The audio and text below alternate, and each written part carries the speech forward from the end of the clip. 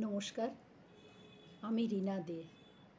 কবি সুবোধ সরকারের লেখা শাড়ি কবিতাটি পাঠ করছি। বিয়েতে ৫১টা শাড়ি পেয়েছিল মেয়েটা। অষ্টমঙ্গলায় ফিরে এসে আরও ৬টা। এত শাড়ি একসঙ্গে সে জীবনে দেখেনি। আলমারির প্রথম থাকে সে রাখল সব নীল শাড়িদের। একটা হালকা নীল শাড়িকে জড়িয়ে ধরে বলল, তুই আমার আকাশ।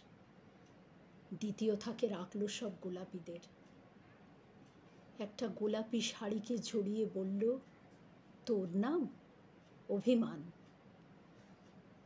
তৃতীয় থাকে ৩টে ময়ূর, যেন ৩ দিক থেকে ছুটে আসা সুখ। তেজপাতা রং যে শাড়িটার, তার নাম দিল বিষাদ। সারা বছর সে শুধু শাড়ি উপহার পেল। এত শাড়ি সে কি করে পরবে এক জীবনে? কিন্তু বছর যেতে না যেতেই ঘটে গেল সেই ঘটনাটা। সন্ধ্যের মুখে মেয়েটি স্বামীর সঙ্গে বেরিয়েছিল চাইনিজ খেতে। কাপড়ে মুখ বাঁধা ৩টি ছেলে এসে দাঁড়ালো। স্বামীর তলপেটে ঢুকে গেল ১২ ইঞ্চি, ওপর থেকে নিচে, নিচ থেকে ডান দিকে। পড়ে রইল খাবার। চিলি ফিশ থেকে তখনও ধোঁয়া উঠছে।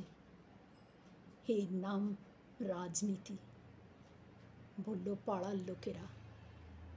বিয়েতে ৫১টা শাড়ি পেয়েছিল মেয়েটা। অষ্টমঙ্গলায় ফিরে এসে আরও ৬টা।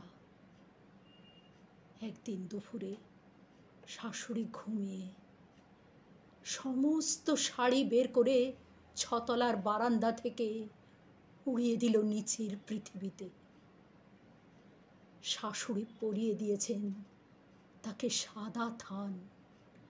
১৯ বছরের একটা মেয়ে, সে একা। কিন্তু সেই থানও এক ঝটকায় খুলে নিল ৩ জন পাড়ার মোড়ে।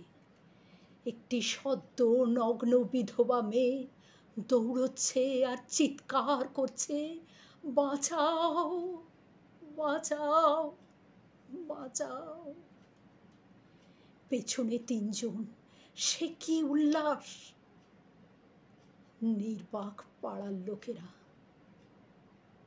বিয়েতে ৫১টা শাড়ি পেয়েছিল মেয়েটা। অষ্টমঙ্গলায় ফিরে এসে আরও ৬টা। বিয়েতে ৫১টা শাড়ি পেয়েছিল মেয়েটা।